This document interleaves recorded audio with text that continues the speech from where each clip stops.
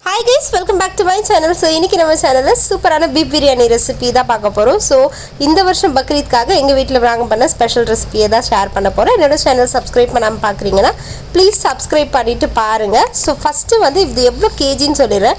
இது வந்து 2 kg rice 2 kg meet வச்சு தான் நம்ம செய்ய போறோம். So ஒரு பெரிய பாத்திரம் வச்சுட்டு ஆயில் ஆட் பண்ணிட்டு வெங்காயத்தை வந்து நல்லா நறுக்கி மெலிசா நறுக்கி ஆட் பண்ணியிருக்கோம்.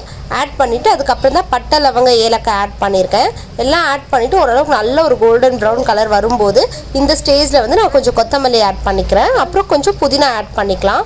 ஆட் பண்ணிவிட்டு இது எல்லாமே நல்லா கொஞ்சம் வெந்து வரும்போது நம்ம வந்து இஞ்சி மட்டும் தனியாக அரைச்சி ஆட் பண்ணிக்கிறோம். அதுக்கப்புறம் இஞ்சி நல்லா வதங்கி வந்ததுக்கப்புறம் நம்ம பூண்டு ஆட் பண்ணிக்கணும்.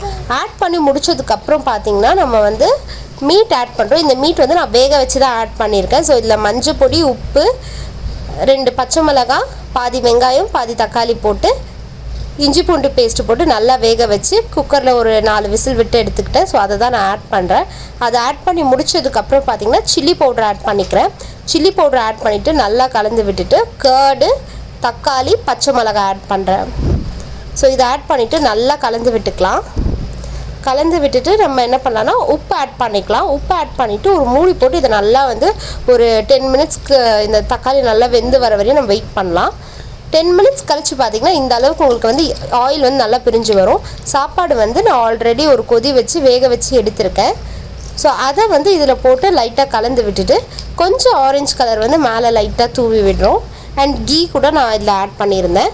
ஆட் பண்ணிவிட்டு இப்போ நம்ம வந்து தம் போடுறதுக்காக மூடிட்டு இந்த மாதிரி வந்து உடன் கிளிப்ஸ்லாம் வந்து நான் ஃபுல்லாக கவர் பண்ணுற மாதிரி போட்டுக்கிறேன். ஸோ இதுவுமே ஒரு தம் டெக்னிக் தான். லாஸ்ட் டைம் நம்ம வந்து கிளாத் வச்சு பண்ணியிருந்தோம். இந்த தவிர வந்து உங்களுக்கு வேறு ஏதாவது டிஃப்ரெண்ட்டாக பண்ணலாம் அப்படின்றதுக்காக தான் நான் உங்களுக்கு இந்த ஐடியா காமிச்சிருக்கேன். இதுவுமே உங்களுக்கு சூப்பராக ஒர்க் அவுட் ஆகும். கண்டிப்பாக ட்ரை பண்ணி பாருங்கள்.